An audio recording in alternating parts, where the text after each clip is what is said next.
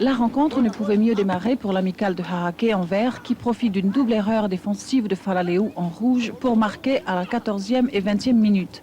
Porté vers l'offensive, l'amicale de Haraké en oubliait de défendre, ce qui permettait à son adversaire de revenir dans la partie grâce à un but de la Salo.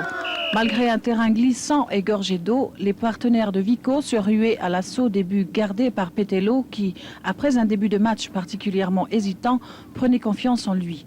En seconde période, on retrouvait le même scénario, attaque et contre-offensive, des deux côtés. Un match un peu fou qui pouvait basculer d'un côté comme de l'autre. Finalement, l'avant-centre des Verts parvenait à glisser le ballon chez les Rouges avant la fin du coup de sifflet final.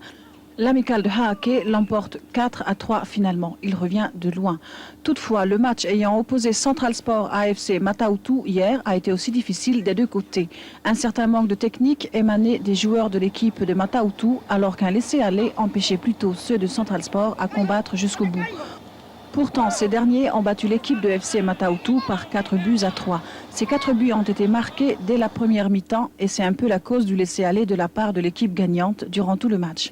Les joueurs de FC Mata-Utu, se rendant compte de ce caractère amorphe qui émanait de l'adversaire, en ont donc profité pour marquer leurs 2 premiers buts successivement. Et c'est ainsi qu'ils ont clôturé la deuxième journée du football 94.